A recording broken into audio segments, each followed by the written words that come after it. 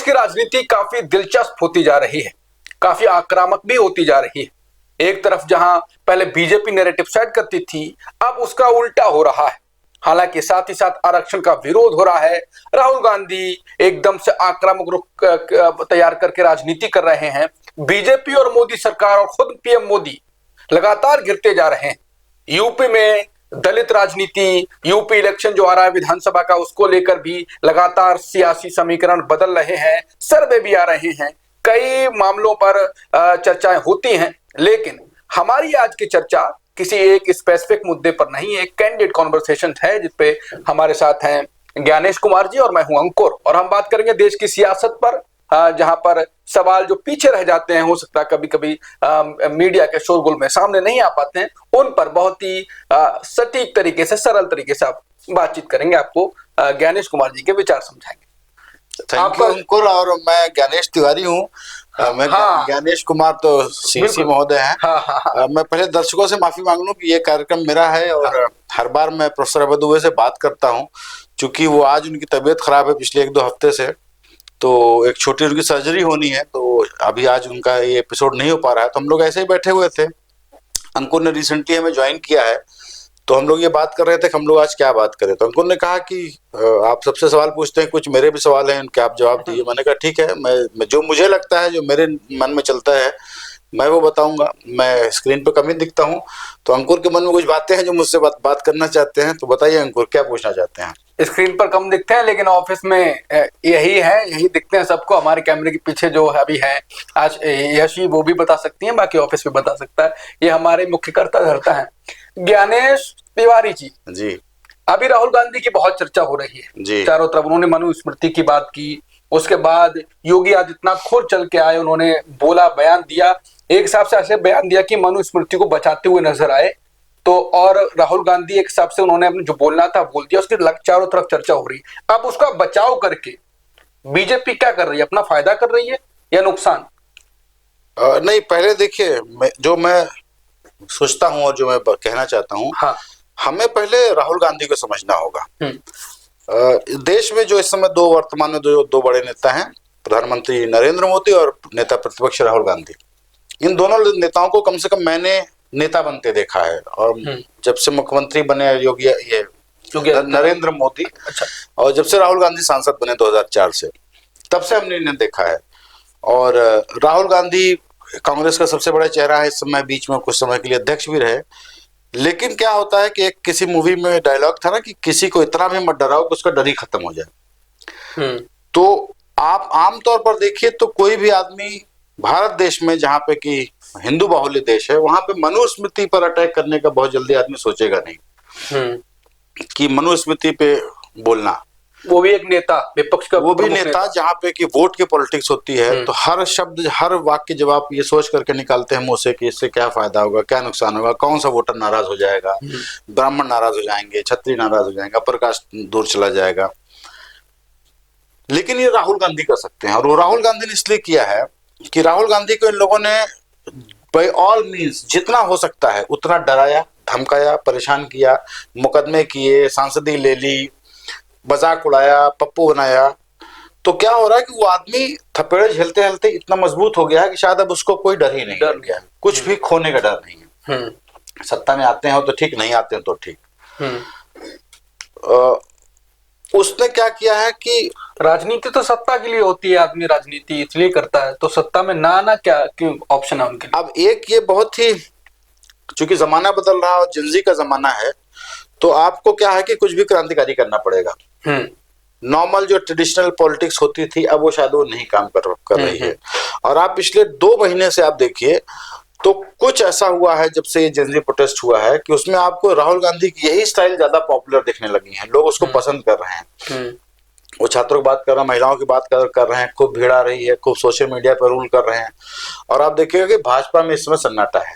जो हम लोग चूंकि सोशल मीडिया पे अब करते हैं, दिन भर रहते हैं, तो जो अभी तक जो इनका एक उफान था 2-4 साल पहले तक बीजेपी का सोशल मीडिया पर, आप भी देख रहे हैं कि वो नहीं है इस समय। उनके अमित मालवीय हटा दिए गए हैं, परफॉर्म नहीं कर रहे हैं उनको सोशल मीडिया, क्योंकि उनके पास कंटेंट नहीं। कंटेंट जो पसंद आ रहा है वो कांग्रेस का कंटेंट पसंद आ रहा है दर्शकों को, वोटर्स को। तो मनुस्मृति को क्यों अटैक कर रहे हैं और भाजपा क्या कर रही है उसका भी आप समझिए। क्या है कि एक और बात समझिए राहुल गांधी के बारे में कि राहुल गांधी ने जो झेला है, जो इस समय राहुल गांधी फेस कर रहे हैं, वो कई बार लोगों ने कहा है, बड़े जानकारों ने कहा, हमारे बहुत सारे वरिष्ठ लोगों ने कहा है कि वो स्थिति ना नेहरू ने फेस की ना इंदिरा गांधी ने। राजीव गांधी तो बहुत कम टाइम के लिए रहे, क्योंकि क्या है कि अभी हिंदुत्व का बोलबाला है, एक राइट विंग पॉलिटिक्स का उभार है भारत में। क्या आप लार्जली देखें तो पूरी दुनिया में इस समय राइट विंग का एक अपस्विंग है, अमेरिका से लेकर के ऑस्ट्रेलिया तक। तो राहुल गांधी इस समय वो जो हिंदुत्व का एक बड़ा गुलायत फेस कर रहे हैं, उससे लड़ना एक बहुत बड़ा चैलेंज है, और उसको आप डर के या हाफ हार्टेडली नहीं कर पाएंगे। उसको आपको ऐसे ही फ्रंट फुट पे बोल्डली लेना होगा कि हम कहते हैं कि मनुस्मृति खराब है, हम कहते हैं कि मनुस्मृति में महिलाओं के लिए दिक्कतें हैं, नुकसान तो झेलना पड़ेगा ना उसका। वो मान चुके हैं कि जो उनके जो मनुस्मृति को मानते हैं उनके वोटर नहीं है। नहीं, ये बिल्कुल नहीं मानते हैं। राहुल गांधी का क्या है कि जहां तक जो मेरे पास सूचना है या जो मैं राहुल गांधी से मिला और जो समझ पाया, राहुल गांधी बहुत ही पूर्व दलित आदमी है। उनको दलितों से और इस टाइप के लोगों से, दलित मतलब कोई सामाजिक न्याय वाले आदमी है। और वो ऐसा नहीं है कि वो सिर्फ वोट के लिए, मैंने उस आदमी के साथ जो फील किया, मैं रहा बहुत देर तक उनके साथ, वो आदमी वही जीता है। चूंकि मेरे नाम में ब्राह्मण लगा है, तिवारी सरनेम है, तो इसलिए लोगों को लगेगा कि मैं कोई ऐसा बात नहीं, लेकिन मैं भी बहुत सामाजिक न्याय का पक्षधर हूँ। इस देश में होना ही चाहिए सामाजिक न्याय। लेकिन हो सकता है कि हमारी बातें किसी को रेटोरिक लगे, लेकिन मैंने जो फील किया राहुल गांधी, उसको एक्चुअली वो कन्विक्शन है उस आदमी का। राहुल गांधी का क्या कहना था जब मैं मिला राहुल गांधी से, तो उनका कहना यह था कि मुझे 10 साल लगे इस सामाजिक न्याय को पूरा समझने में, और मैं ये समझ पाया हूं कि ये 80-20 की लड़ाई है, इनफैक्ट 85-15 की लड़ाई है। 85% तो इस देश में वही है, ओबीसी हैं, एससी हैं, एसटी हैं, आदिवासी हैं, मुस्लिम हैं और बहुत ढेर सारे अल्पसंख्यक हैं। उनका कहना है कि वो 85% लोग के ऊपर तो रूल 15% लोग कर रहे हैं।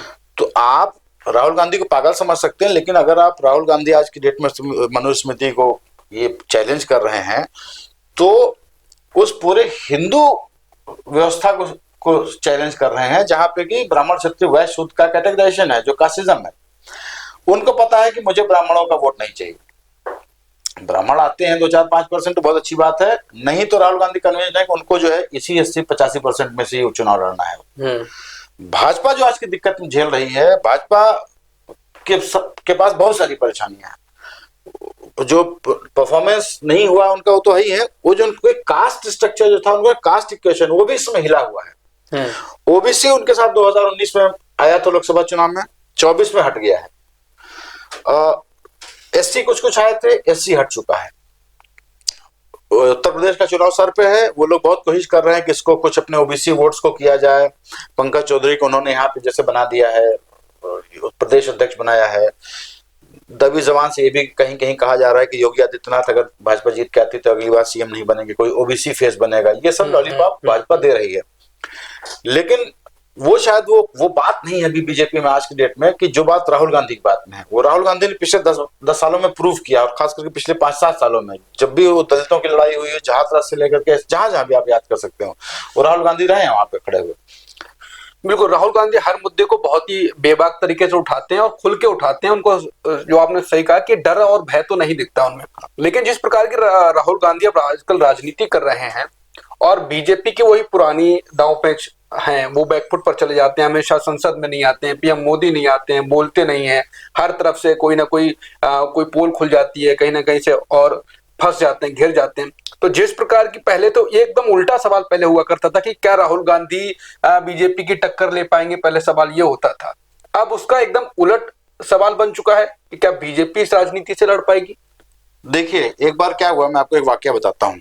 एक बार मुझसे कोई ऐसे ही बातचीत चल रही थी, हमारे दोस्त थे, उन्होंने कहा कि नहीं, राहुल गांधी सब अच्छा है, पढ़ा लिखा है, लेकिन वो कभी कभी ऐसी बात बोल देता ना जो कि थोड़ा लगता है कि यार मुझे मजाक टाइप बात हो गया। तो मैंने कहा कि मुझे 10 साल में कोई एक बात याद करके बताइए जो आपको लगे कि राहुल गांधी ने बात बुरी बोली हो, अपशब्द बोली हो, झूठ बोला हो, मजाक बोला हो, या हल्की बात कोई की हो। एक 10 साल 20 साल में कोई एक बात मुझे बताइए। वो बहुत देर तक सोचते रहे। मैंने कहा मैं आपको 1 हफ्ते का समय देता हूं, आप मुझे सोच करके बताइए कि कोई एक ऐसी बात याद करके बताइए कि राहुल गांधी ने जो बोला हो। हुआ क्या, मोदी जी भी बड़े साइंटिफिक ढंग से करके आ रहे थे, उन्होंने मीडिया कैप्चर किया कि जितने प्रोपेगेंडा चलाए गए, चाहे वो आलू से सोना निकालने की बात हो, ये सब कुछ प्रोपेगेंडा था। और धीरे धीरे वो सोशल मीडिया पे लोगों को ये बात क्लियर हुई कि नहीं, राहुल गांधी नहीं बोला था वो। तो राहुल गांधी के खिलाफ ये प्रोपेगेंडा चला, लेकिन अब वो नहीं चलने वाला है। एक तो क्या हो रहा है अब कि एक था क्या वो उसका बोलते थे नो अल्टरनेट ऑफ मोदी, या क्या बोलते थे ना उसको। हाँ, there is no TINA, there is no alternative. हाँ, और एक और सवाल उठाया जाता था कि मोदी के बाद मोदी नहीं तो कौन। हाँ, तो अब ये सब बातें इरेलीवेंट है। मोदी जी का क्या है, मोदी जी की एज हो रही है, 30 टर्म हो गया है, एंटी इनकम्बेंसी एनीवेज आती है किसी भी डेमोक्रेसी में। राहुल गांधी के एज उनके साइड है, राहुल गांधी मैच्योर हुए हैं, राहुल गांधी बातें और करने लगे और इंपॉर्टेंट मुद्दे उठाने लगे हैं। बहुत सी बातें लोग जो सलाह देते थे ग्राउंड पर उतरिए, ये करिए, वो करिए, वो उतरने लगे हैं, धरना लड़ने लगे हैं। तो अभी क्या है कि एक आप देखें जमाना बदला हुआ है इस समय, पिछले बहुत पानी बह गया 10-12 सालों में। और वही जो टिपिकल नेतागिरी की स्टाइल होती थी बीजेपी की, वो अब नहीं है शायद। वो लोगों का टेस्ट बदल गया नेता देखने का। अब वो नेता टी शर्ट में देखना चाहता है, अब वो कुर्ता पजामा और चूड़ीदार वो लेगिंग वाला नेता नहीं चाहिए। अब नेता वो कार्गो पहने हुआ चाहिए। अब जैनजी ने देखा शिक्षा मंत्री का इस्तीफा करवा दिया, तो मैं कह रहा हूं वो शायद उस राइड पे नहीं, मतलब उस वेव पे राइड नहीं कर पा रही बीजेपी, जिस वेव पे इस समय कांग्रेस ने पकड़ लिया है अपने को। और उसको पता है कि जो है अगला जमाना इन्हीं का है, क्योंकि नंबर से आप देखेंगे 40-41 करोड़ जैनजी वोटर्स आने जा रहे हैं सबसे ज्यादा। तो वो हर चीज का समय होता है। उस समय वही बातें जो मोदी जी कहते थे, वाह वाह क्या बातें लगती, आज मोदी जी एक शब्द बोल रहे हैं मजाक नहीं बन रहा है। वही बात राहुल गांधी बोलते थे तो मीडिया का बयान होता था कि राहुल का आपत्तिजनक बयान। आप सुनिए तो उसमें आपत्तिजनक कुछ भी नहीं है, ठीक है ना। आज के डेट में राहुल गांधी को आप देखिए तो राहुल गांधी का आप व्यूअरशिप देख लीजिए। मजबूरी में गोदी मीडिया के चैनल भी लाइव चलाते हैं क्योंकि उनको भी व्यूअरशिप चाहिए। उनके सोशल मीडिया आप देखिए, आप भरे हुए हैं उनके राहुल गांधी की वीडियो जो कि मिलियंस में चले हुए हैं। तो समय बदलता है, समय बदला है और बहुत तेज हम लोगों ने देखा, चूंकि हम लोग गवा रहे हैं कैसे बदल रहा है समय। जी, मतलब आपके हिसाब से कि अब बीजेपी मुकाबला नहीं कर पाएगी इस राजनीति, नहीं कर पाएगी, उसको भी बदलाव करना पड़ेगा। सिर्फ बीजेपी नहीं, उसके 15 साल बाद कांग्रेस भी नहीं कर पाएगी। ये एक चर्निंग का प्रोसेस है लोकतंत्र में। 10 साल सोचिए ना कि आप आज की डेट में आप पीछे पलट के देखिए तो कोई ये पूछेगा 2013 में जब तक मोदी जी आएंगे ऐसा जादू गुजरात मॉडल लाएंगे, कोई ये पूछा था कि भाई साहब ऐसा कौन सा काम मोदी जी करेंगे जो डॉक्टर मनमोहन सिंह नहीं कर पा रहे हैं भारत की अर्थव्यवस्था में। लेकिन ये लोकतंत्र है, ये एक विजडम ऑफ क्राउड्स है, ये जनता की एक आवाज होती है कि नहीं बदलना है। 10 साल हो गए मनमोहन सिंह को, बड़ी महंगाई, बड़ा भ्रष्टाचार, अब मोदी जी को लाना है। मोदी जी ऐसा लगा था मोदी जी कुछ जादू करने आ रहे हैं, मोदी जी नहीं कर पाए। अब लोगों को लगता है राहुल गांधी आ रहा है, राहुल गांधी इस लोगों को उम्मीद है। 10 साल बाद लगेगा कि यार ये तो वाहियात आदमी निकला, इसको किसी और को लाओ। उस समय कोई और आ रहा होगा नया, तो उसका बीजेपी का। राहुल गांधी अभी वो वादे तो नहीं कर रहे हैं जो पीएम मोदी ने किए थे, बड़े वादे तो उनको करने पड़ेंगे, क्योंकि अभी लोकसभा का चुनाव दूर है, वादे तो उनको करने पड़ेंगे। अभी एक बात मैं जरूर मानूंगा राहुल गांधी की जो अच्छी बात है, जो किसी भी लोकतंत्र में होना चाहिए, जो जिसके लिए मैं राहुल गांधी की तारीफ करता हूँ, वो ऐसे मुद्दे उठा रहे हैं या वो कैरेक्टर बिल्डिंग का वो काम कर रहे हैं जो कभी महात्मा गांधी क्या करते थे। महात्मा गांधी अंग्रेजों से सिर्फ लड़ते नहीं थे, उन्होंने कभी लड़ा नहीं, वो इस देश का एक चरित्र निर्माण करते थे कि हमें अगर विरोध करना है तो हम अहिंसा से करेंगे, कपड़ा उनका नहीं पहनेंगे, उनकी नौकरियों पर नहीं जाएंगे, ये हमारा चरित्र है। राहुल गांधी क्या कर रहे हैं, वो कैरेक्टर बिल्डिंग में लगे हुए फिलहाल। अभी पोल जो प्रोमिसेस हैं वो आएगा और लोगों के मैनिफेस्टो आएंगे, उनको कुछ न कुछ तो वादा करना ही पड़ेगा, कुछ नंबर देने पड़ेगा, इतनी नौकरियां दे देंगे, ये कर देंगे, वो कर देंगे, कुछ न कुछ तो होगा। आज जो राहुल गांधी कर रहे हैं वो ज्यादा जरूरी काम है, क्योंकि क्या हो गया है कि पिछले 10-12 सालों में हमारे देश का चरित्र बदल गया है, हमारे देश का लफंगा चरित्र हो गया है। लफंगा समझते हैं आप? बिल्कुल समझता हूँ। एक उग्र हिंदुत्व की पॉलिटिक्स शुरू की थी बीजेपी ने, वो बजरंग दल से लेकर के बीएचपी से लेकर के और खास करके भाजपा ने भी, और हर हिंदू में अगर मुसलमान कट्टर है तो हिंदू कट्टर क्यों नहीं होगा, हम भी कट्टर हो जाएंगे, हम मस्जिदों चढ़ करके रामनवमी पे वहां पे झंडा लगा देंगे अपना।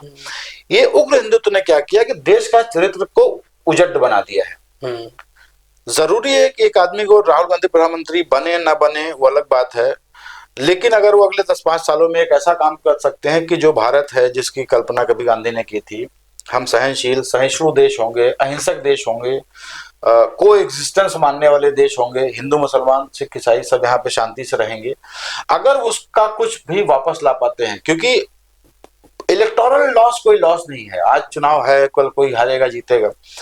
जो बड़ा नुकसान किया बीजेपी ने इस देश को, इस देश का चरित्र बदला है। बिल्कुल, यहाँ पे हमारी गिनती हम पाकिस्तान से बराबरी किए जाने लगे हैं। हम कंपेयर उससे करते हैं, हमेशा उससे करते, तो दुनिया हमें वैसा देखने लग गई है कि जैसे वो मुस्लिम कट्टरपंथी देश है, वैसे हम हिंदू कट्टरपंथी देश बनते जा रहे हैं। ये जो लॉस हुआ है, ये जो किया है नरेंद्र मोदी की इस पॉलिटिक्स ने, वो बहुत समय लगेगा उसको भरने में। और खास करके जो हिंदू मुस्लिम का जहर इन्होंने फैलाया है, ये जाता तो कभी नहीं है, कई 100 सालों से नहीं गया है। अंग्रेजों के बाद अंग्रेज छोड़ करके गए तो बहुत हुआ, लेकिन एक बार फिर से उभार गया। इसको जो है ठंडा करना, इस जहर को ज्यादा जरूरी है। सत्ता बदलेगी, सत्ता कोई रोक नहीं सकता। नरेंद्र मोदी को जिंदगी भर के लिए नहीं आए हैं, 10 साल में जाना था, 15 साल में चले जाएंगे, बिग डील, मतलब इसमें कोई ऐसी बड़ी बात नहीं। सत्ताएं 10-15 साल में बदल ही जाती हैं। ज्यादा जरूरी है कि उस कैरेक्टर को वापस लाना, और मुझे लगता है राहुल गांधी वो काम कर रहे हैं। जिस प्रकार से राहुल गांधी ने 2024 में मुद्दा उठाया था संविधान का, हाँ, वो बड़ा मुद्दा काम किया, यूपी में तो खासकर वो दिखाई भी दिया, और एकदम से मामला पूरा पलट गया, बहुमत नहीं मिला बीजेपी को। अब राहुल गांधी उसके ही आगे आगे चलते उसी प्रकार के मुद्दे लगातार उठा रहे हैं। अभी भी छात्रों से मुलाकात कर रहे हैं, फिर मनुस्मृति का मुद्दा भी उठा दे रहे हैं, घुमा फिरा के कोई ऐसी आरक्षण की बात कर दे रहे हैं कि बीजेपी वहां पे बोलती है। तो लगता है कि ऐसे राहुल गांधी उसी लीग पर चल रहे हैं, बीजेपी बोलेगी तो और ज्यादा फंसेगी, और 2029 में 2024 से भी बड़ा मुद्दा बन सकता है। क्योंकि संविधान का मुद्दा अगर बन गया हो, और जो सामाजिक न्याय की वो बात लगातार कर रहे हैं, ये मुद्दा बना, तो बीजेपी का कोर वोटर जो बन गया था अभी बीच में, ओबीसी और बाकी दलित भी, वो किसकेगा 2029 में और ज्यादा। वो बीजेपी का कोर वोटर कभी नहीं बन गया था, वोटर बन गया था। हाँ, कोर वोटर भाजपा का जो है, हाँ, जो भाजपा का कोर वोटर है, वो अपर कास्ट हिंदू है। हाँ, हाँ, खास करके ब्राह्मण और क्षत्रिय या बनिया, वो मतलब बनिया का एक कोर वोटर पहले तो। हाँ, ओबीसी या बहुत सारे ऐसे फ्लोटिंग वोटर्स होते हैं किसी भी वोट चंक में, जो कि 15-20% फ्लोटिंग होते हैं, जो कि उनको लगता है यार ये आदमी अच्छा कर सकता है, या ये कैंडिडेट कुछ कर देगा, या ये मोदी जी आ रहे हैं, गुजरात मॉडल लेकर आ रहे हैं। वो कभी कोर वोटर नहीं रहा, न कभी हो सकता। वो आरएसएस के खिलाफ है। वो जो आप संविधान मुद्दा अगर बना, तो संविधान मुद्दा की जो बात करें, मैं आपको एक और वाकया सुनाता हूँ। मैं राहुल गांधी से मिलने गया था, और 2024 का चुनाव चल रहा था। मैंने उनसे पूछा, मैंने कहा कि आप और अखिलेश यादव जी तो कह रहे हैं कि बहुत बड़ा समस्या आने वाली है, संविधान बदल देंगे ये लोग। उन्होंने कहा कि ये मुद्दा चूंकि जनता में है, और ये खतरा है जरूर, और चूंकि 400 वोट की वो लोग डिमांड कर रहे हैं, तो हमें उसको काउंटर करने के लिए ये तो कहना ही है, और वो करेंगे भी उनका। लेकिन ये कोई ऐसी बात नहीं बोले कि वो बदलेंगे, हम सत्ता में आएंगे, हम उसको रिस्टोर कर देंगे, ये कोई बड़ी बात नहीं। संविधान फिर बदला जाएगा, 131 बार बदला गया है, हमेशा बदला जाता रहेगा, रिजर्वेशन बढ़ेगा। हो क्या रहा था अभी तक कि राहुल गांधी बीजेपी की पिच पे खेल रहे थे, अभी बीजेपी राहुल गांधी की पिच पे खेल रही है। आपको याद होगा, अक्सर ये लोग कहते हैं राहुल गांधी राम मंदिर जाना चाहिए था अयोध्या। राहुल गांधी कहाँ जाना चाहिए था? राहुल गांधी नहीं गए। मुझे याद है, यहाँ यूपी में चुनाव चल रहा था, राहुल गांधी प्रियंका गांधी दोनों रायबरेली में कैंपेन कर रहे थे। हमारे पास रात को खबर आई कि रिपोर्टर जो है लगा दो वहां पे अयोध्या, कल राहुल गांधी और वो अयोध्या जाने वाले हैं, राहुल गांधी प्रियंका गांधी। हमने कहा ये तो करेंगे, चुनाव ही हार जाएंगे अगर वो गए, क्योंकि आप बीजेपी से हिंदुत्व की पॉलिटिक्स में नहीं लड़ सकते। हिंदू वाली पार्टी हमेशा बीजेपी रहेगी, तो आपको उसको कोई ऐसी, अगर वो सनातनी तो आपको एंटी सनातन का कोई थ्योरी देनी पड़ेगी कि नहीं हमारा ये हिंदू धर्म ये है। और राहुल गांधी एग्जैक्टली वही कर रहे हैं जो उनको करना है। बाकी वो सलाह नहीं मानते किसी की कि आप वो मंदिर जाकर पूजा कर लीजिए, फोटो खिंचानी चाहिए, कोई सुबह सुबह आपको मंदिर बूथ जाने से पहले मंदिर चले जाना चाहिए वोटिंग के दिन, ये सब वो नहीं करता। तो वो जो एंटीडोट है ना, वो राहुल गांधी को पता है कि उसे क्या करना है। बीजेपी आज की परेशानी ये है कि जो सबसे कहा ना किसी भाषण में कि ये किसी खांचे में फिट ही नहीं हो रहा है, वो सही बात है, वो खांचे में फिट नहीं हो रहा है, वो हत्या नहीं आ रहा है। आप कुछ करिए, वो कुछ करता है, और आपको परेशानी है। आप आरक्षण की बात कर, आरक्षण पे तो आप बीजेपी देखिए कैसे फंसेगी। अभी प्रोटेस्ट हो रहा है जंतर मंतर पे, ये मुद्दा पर क्या? वो मुद्दा इसलिए हो रहा है, भाजपा को एक और बता दूं मैं दर्शकों को बात की, जो सीए नाम, ये क्या बोलते हैं इसको, सीए आया था, नहीं, अरे ये यूजीसी नाम, हाँ यूजीसी नाम का ब्लंडर ऐसा हुआ बीजेपी से, जिसका उसके पास अभी तक कोई भी सोल्यूशन नहीं निकल पाया है। और जहां तक मेरी जानकारी है कि यूपी के चुनाव में वो एक बड़ा मुद्दा बनेगा ब्राह्मणों और क्षत्रियों में, अपर कास्ट हिंदुओं में। वो शायद लोगों के दिल में बात कर गई है कि बातें तो सिर्फ करते हैं और ये बड़ी बड़ी, लेकिन ये कौन सा ये नियम लाए और हमारे बच्चों का जीवन बर्बाद हो। और देखिए तो वाहियात है कि आप किसी के कंप्लेंट पे बिना किसी जांच के किसी के बच्चे का जीवन रेस्ट्रिकेट कर दें या जेल कर दें, मुकदमा कर दें। उसको बीजेपी कोर्ट में कह रही है कि हम उसको जो है हम रिकंसिडर कर रहे हैं और रीड्राफ्ट कर रहे हैं, ये सब कर रहे हैं, लेकिन वो डैमेज हो गया है। अब बीजेपी को लगता है कि इसको क्या करें, उसके लिए वो क्या करते हैं, अपने ही कुछ ग्रुप से वो अजीत भारती जो डिक्लेयर्ड भाजपा ही है, मतलब इसमें कोई नहीं, और तमाम सारे जो राइट विंगर्स हैं उनसे ही आरक्षण खत्म कराने की मांग करवा दे रही है। तो जिससे कि हमारा अपर कास्ट हिंदू सोचे नहीं भाजपा कुछ आरक्षण खत्म करने की भी सोच रही है। यहाँ पे क्या करना है, आरक्षण बिल्कुल खत्म नहीं होगा, जब तक मैं जीवित हूं तब तक आरक्षण नहीं खत्म होगा। आपके ही लोग वहां प्रोटेस्ट कर रहे हैं आरक्षण खत्म करो। तो भाजपा ऐसे इस मकड़जाल फंसी हुई, वो करे क्या उसको समझ ही नहीं आ रहा है तो आरक्षण पे बात करे कि ना करे। उसको भाजपा इसमें बहुत परेशानी में है। भाजपा परेशानी में, इससे एकदम कांग्रेस याद आया, पंजाब याद आया। हाँ, कांग्रेस परेशानी में नहीं है। पंजाब में दो बातें हैं। पंजाब में ऑर्गेनाइजेशनल रूप से जरूर परेशानी में है। आप भी वहां खबरें देखते होंगे कि वो चन्नन चन्नी और राजा वड्डिंग और ये सब लोग भी जड़ते रहते हैं। वहां भी देखिए, मेरा पॉइंट ये नहीं कि सरकार किसकी बनेगी, मेरा पॉइंट ये है कि वो प्रदेश कहाँ जा रहा है, और वो प्रदेश बहुत चिंताजनक स्थिति में जा रहा है। वो आम आदमी पार्टी की सरकार है, वो भी कुछ एंटी इनकम्बेंसी है। कांग्रेस ठीक चलेगी तो शायद वापस कांग्रेस जीत जाएगी। कांग्रेस भी वहां ठीक ठाक हालत में है।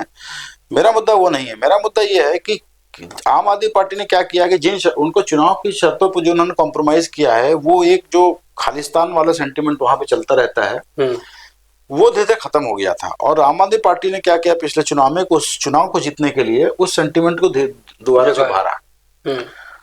और मैं जो पंजाब घुमा हूं, वहां पे क्या होता है ना कि किसी भी सिख को कोई भी सिख वहां बहुत ही सड़क पे निकल के खालिस्तान की मांग भले ना कर रहा हो, लेकिन आप उससे बोलेंगे खालिस्तान तो उसको बुरा भी नहीं लगता। जैसे कश्मीर में है, कश्मीर में आप आजाद कश्मीर की बात करिए तो वो उसको बुरा नहीं लगेगा। हो सकता है बहुत एक्टिविस्ट ना हो, वो भारत हो, उसके बाद इंडिया का एक कार्ड है, सब कुछ है, वो अपने भारतीय ही लिखेगा उस फॉर्म में। लेकिन अगर आप उससे बोलते हैं कि आजाद में रेफरेंडम होना चाहिए और ये सब जो बातें चलती हैं, अगर आप ये कहेंगे उसको बुरा भी नहीं लगता है। ये फैक्ट बात है आम कश्मीरी को। वैसे ही उस सेंटिमेंट को जो इंदिरा गांधी के समय उभरा और बड़ा नुकसान हुआ, वो सेंटिमेंट उभारा है आम आदमी पार्टी ने। सरकार रहेगी, भगवंत मान रहेंगे जाएंगे, हाटली मट्टा इस बार नहीं, अगली बार चले जाएंगे, वो बड़ी बात नहीं है। बड़ी बात यह है कि उस प्रदेश में खालिस्तान सेंटिमेंट फिर से उभर रहा है। और वहां पे अगर करना है तो वहां भी एंटीडोट वही लगाना पड़ेगा। वहां पे बीजेपी भी क्या करती है, बीजेपी वहां घुसने की कोशिश कर रही है। बिल्कुल, कभी अकाली के थ्रू घुसेगी, कभी वो हिंदू और ये जो दलित हैं, कभी सांसद तोड़ लेगी, कभी जट सिखों को अलग करेगी। तो बीजेपी वहां कुछ न कुछ करती रहती है खुरपेच। एक अच्छा समृद्ध लड़ाकू प्रदेश हमारा, बहुत ही खूबसूरत प्रदेश, वहां पे फिर से डिस्टर्बेंस की वो शुरुआत होगी। वो ज्यादा समस्या की बात है। लेकिन जहां तक रही बात कांग्रेस की, मुझे लगता है चुनाव आते आते एक बार ये जो झगड़ा है, अभी ठीक है चुन्नी और ये सब में थोड़ा झगड़ा चल रहा है, लेकिन वो ठीक है, वो एक दिन सेटल करने की बात है, वो एक दिन सेटल हो जाएगा। चुनाव इंटरेस्टिंग होगा। मेरे हिसाब से कांग्रेस वहां कोई बहुत कमजोर हालत नहीं है जनता की नजरों में। और ऑर्गेनाइजेशनल स्ट्रक्चर भाई ठीक है, कांग्रेस थोड़ा सब चलता ही रहता है। कांग्रेस की बात आगे बढ़ाते हैं। कांग्रेस राहुल गांधी लगातार जो मुद्दे उठाते हैं वो सामाजिक न्याय के होते हैं, और उनके साथी भी सामाजिक न्याय वाले होने का दावा करते हैं। चाहे अखिलेश यादव हुए, चाहे दूसरे दल जो अगर साथ आते हैं तो वो होते हैं। खासकर अखिलेश यादव का जिक्र कर देते हैं। वो जिस मुद्दे पर हिट करते हैं उसमें मायावती भी बिलबिला जाती हैं, थोड़ी परेशान हो जाती हैं, हालांकि वो उनके साथ नहीं है। लेकिन तो आपको लगता है कि राहुल गांधी का जो निशाना है उससे अपने भी परेशान हो सकते हैं और फिर दलित वोट पे इसके बाद आएंगे?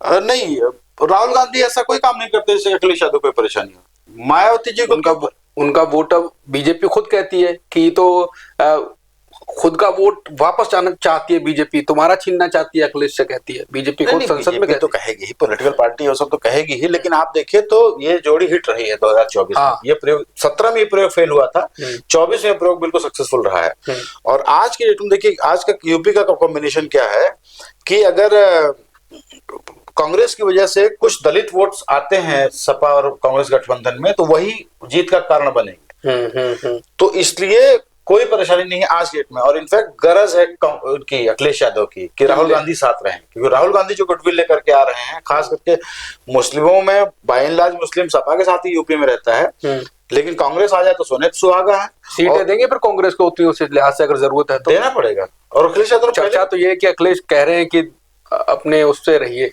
हम सीटें कम देंगे शायद। ये सब ऊपर ऊपर की बात है, ये सब होता है, ये सब चुनाव होता है, सीटें 2 4 5 10 20 ऊपर नीचे होती हैं। हर आदमी जोर लगाता है मुझे ज्यादा सीटें मिले, और जो बड़ी पार्टी होती है या जो इसके बड़े ज्यादा विधायक होते हैं वो चाहता है कम से कम देनी पड़े। ये पॉलिटिकल मजबूरी भी है, क्योंकि भाई हर सही पूछे ना कि हर एक कॉन्स्टिट्यूंसी में, आज मान लीजिए कोई कॉन्स्टिट्यूंसी आप उठा लीजिए, वो किसी भी कॉन्स्टिट्यूंसी में 5 टिकटार्थी कांग्रेस के होंगे, 5 टिकटार्थी जो है वो सपा के होंगे। तो अगर ये 2 लोग गठबंधन होता, 10 लोगों को टिकट दें, 10 लोग टिकट मांग रहे होंगे वहां पे, टिकट मिलेगा किसी एक को। तो क्या होता है कि जिस दिन टिकट डिक्लेयर हो जाता है, बाकी 9 का उत्साह मर जाता है, तो उनका चुनाव को इंटरेस्ट ही नहीं रहता। वो भी बेचारे पैसा खर्चा करते, झंडा बैनर पोस्टर होर्डिंग लगवाए रहते हैं। तो वो कार्यकर्ताओं का जोश बनाने के लिए हर आदमी चूज जाता है, ये सीट हमारे पास आ रही है, इतने लेंगे, वो भी लेंगे, इस विधानसभा की सीट कांग्रेस पास जा रही है, ये सब चलता रहता है।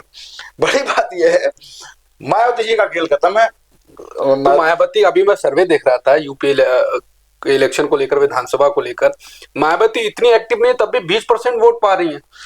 नहीं, 20% वोट उसका तो नहीं पाएंगे वो, 20% तो पिछले चुनाव में भी नहीं था।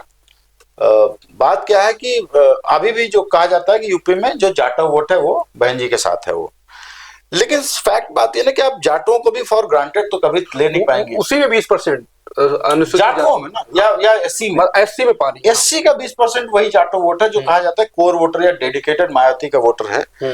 लेकिन मुझे ऐसा लगता है कि अगर आप घर से, आपका ऑर्गेनाइजेशन के नाम पे कोई है नहीं, आपका एक विधायक थे वो बेचारे, उनके देहांत हो गया, उनका उमाशंकर सिंह जी का, आपका कार्डर कोई है नहीं, आप घर ही में जिसको देखो निकालते रहती हैं, कभी आप अपने भतीजे को निकाल देंगे, कभी उसके ससुर को निकाल देंगे, कभी रख लेंगी, और कोई है नहीं। एक सतीश चंद्र मिश्रा के नाम पे आपको, और आप पास साथ खड़ा होने वाला कोई नहीं। आप पब्लिक अपीयरेंस तक तो देती, पब्लिक अपीयरेंस छोड़िए, आप प्रेस अपीयरेंस नहीं देती हैं, आपको वीडियो अपीयरेंस नहीं देती हैं।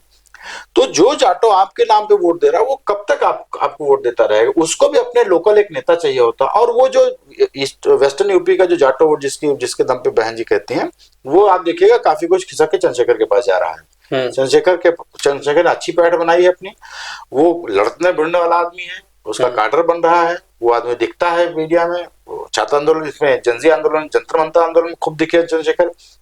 तो देखिएगा चंद्रशेखर वो कोई न कोई रिप्लेस करेगा। कोई भी आदमी जिंदगी भर किसी का पट्टा लिखा के नहीं बैठा हुआ, ना वोटर ना नेता। राहुल गांधी लेंगे उसमें से कुछ हिस्सा? हाँ, ऑफ कोर्स।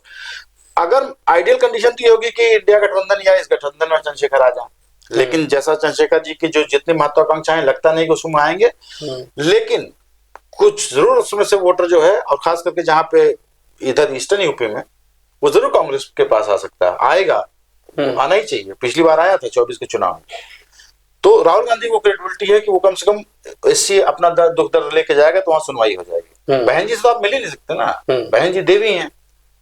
तो वो ये कोई गलतफहमी ना रहे कि हमेशा वोटर को जिंदगी भर के लिए लिखा कर रखा है। आपको टाइम देगा, मौका देगा, फिर कहीं और चला जाएगा, कोई और नेता ढूंढ लेगा अपना। वो नेता राहुल गांधी चुन सकता है, चंद्रशेखर चुन लेगा, किसी और को चुन लेगा। बीजेपी में कहा जाता है कि अमित शाह और योगी आदित्यनाथ के बीच में झगड़ा है, और यूपी इलेक्शन में वो, अभी आपसे कैमरे के पीछे भी बात हो रही थी, तो आपने कहा कि ये तो बात नहीं करनी। बात के लिए ऑन कैमरा ऑफ कैमरा मैं योगी आदित्यनाथ और अमित शाह के सामने या पीठ पीछे मैं बिल्कुल नहीं मानता कि कहीं कोई झगड़ा है। सत्ता की मलाई खाने वालों में कोई झगड़ा नहीं होता। अभी कैमरे के पीछे बात हो रही थी, तो सर ने कहा कि संघ और बीजेपी पे झगड़ा बताते हैं, वो एक हिसाब से वो सोचते नहीं सही। हाँ, कोई झगड़ा नहीं। संघ तब तक कमा खा रहा है जब तक कि बीजेपी सत्ता में है। आप संघ के नेता दो कि साइकिल पे झोला टांग के चलने वाले फॉर्च्यूनर से घूम रहे हैं, वो किस लिए? क्योंकि बीजेपी सत्ता में है। बीजेपी ने, नरेंद्र मोदी ने शिक्षा विभाग को यूनिवर्सिटी से, तो योगी आदित्यनाथ को अमित शाह जिताएंगे क्या? अगर जिता दिया तो प्रधानमंत्री के उम्मीदवार वो नहीं बन जाएंगे, पर अमित शाह की महत्वाकांक्षाएं कहाँ जाएंगी? सबकी महत्वाकांक्षाएं होती हैं, तो फिर अमित शाह मौका देंगे? नहीं, योगी आदित्यनाथ ही क्यों, भाई अमित शाह का अगर कंपटीशन ऐसे होने लगे तो प्रदेश के हर मुख्य जहां जहां भाजपा मुख्यमंत्री सबके मन में ये होगा। देवेंद्र फडणवीस और योगी आदित्यनाथ की चर्चा होती है, हेमंत बिस्वा शर्मा नहीं सोच रहे होंगे सीएम सोचने को तो कोई भी सोच ले, तो ये कोई गलत बात नहीं कि कोई मुख्यमंत्री या कोई मुख्यमंत्री प्रधानमंत्री बनने को सोचे, ठीक ना। ये जो है ये सबकी इच्छा हो सकती है, ये अमित शाह के मन में भी इच्छा होगी, हर मुख्यमंत्री की इच्छा होगी, वसुंधरा राजे सिंधिया के मन में भी इच्छा होगी मैं प्रधानमंत्री बन जाऊं। लेकिन इसके लिए अपनी आप समझिए ना कि अमित शाह क्यों हरवाएंगे यूपी का चुनाव। यूपी का चुनाव जैसे एमपी में किया था, शिवराज सिंह चौहान का चेहरा घोषित नहीं किया, लड़ाई उनसे वो हो सकता है योगी आदित्यनाथ मानेंगे थोड़ी शिवराज सिंह चौहान, बात है, मानेंगे नहीं मानेंगे। मेरा कहना ये कि अमित शाह चुनाव हरवाना चाहते हैं, उनको योगी को किनारे करके बिना सीएम उम्मीदवार के योगी उतरेंगे नहीं और वो कुछ नहीं, ऐसा नहीं। उनको चुनाव उनको योगी आदित्यनाथ के फेस पे लड़ना पड़ेगा, और अगर चुनाव जीतते हैं तो उनको योगी आदित्यनाथ को ही सीएम बनाना पड़ेगा फिलहाल कुछ दिन के लिए। उनके 6 महीने बाद 8 महीने बाद उनका कोई सेटलमेंट करें और कोई नया सीएम बना दे, अलग बात है। ये दो बातें तय, अगर बीजेपी जीतेंगे तो योगी आदित्यनाथ सीएम बनेंगे, और सीएम फेस योगी आदित्यनाथ के अलावा कोई हो नहीं सकता है। ये बात बिल्कुल नोट कर लीजिए, दोनों में कोई झगड़ा नहीं है, कहीं कोई झगड़ा नहीं है, ना योगी आदित्यनाथ में, ना अमित शाह में, ना नरेंद्र मोदी और ना मोहन भागवत में। ये सब एक ही थैली के चट्टे बट्टे हैं, सब मिल बांट खा रहे हैं। जो मैं बता रहा था आपको कि भाजपा ने शुरू में ही कह दिया कि जो भी ये सारा शिक्षा का जितना भी काम है, right from universities to basic education, ये आरएसएस का काम है। आज इसमें देख लीजिए यूनिवर्सिटीज से लेकर के डिग्री कॉलेजेस तक के प्रिंसिपल हो, डायरेक्टर हो, वीसी हो, कोई भी हो, सारे अपॉइंटमेंट आरएसएस कर रहा है। जितना भी कमीशन आना, जो भी अपॉइंटमेंट का रेट है, वो सब कुछ वही कर रहे हैं। तो वो इन्होंने किया, उसी से कमा खा रहे हैं आरएसएस वाले। तो कोई ये बोले कि नहीं उनको कसने के लिए योगी उनको भागवत जी चाहते हैं मोदी हार जाए, ये कभी नहीं सकता। ये फिर सब आ जाएंगे वापस साइकिल पे, ठीक ना। ये जो फॉर्चुनर लेके वो तो बात ठीक है। तो ये मन से बिल्कुल गलतफहमी निकाल दिए। सत्ता है, सब लोग ऐश कर रहे हैं, मलाई खा रहे हैं। सत्ता 15 साल की हो चुकी है, कोशिश होगी एक टर्म और खाएं मलाई, लेकिन कहीं कोई झगड़ा नहीं है। और आज का एपिसोड लंबा ना हो जाए, इसलिए हम लोग आज की बात यहीं खत्म करेंगे, और अगले हफ्ते हम लोग फिर कभी एक दिन ऐसे ही बात करेंगे, गुलजी आपकी कुछ बातों पर अपनी बात रखेंगे। बिल्कुल, बहुत बहुत धन्यवाद ज्ञानेश तिवारी जी। और कुल मिलाकर आप देखते हैं कि अमित शाह और योगी आदित्यनाथ में अभी तक तो कोई झगड़ा नहीं बताया है, चर्चा रहती है कुल। और राहुल गांधी पर भी चर्चा हुई, पीएम मोदी पर भी। कुल मिलाकर देश की सियासत जो भी आपको दिखती होगी इस प्रोग्राम में भी आपने देखा। आपके क्या विचार है वो हमें कमेंट सेक्शन में बता सकते हैं। तब तक के लिए नमस्कार, थैंक यू।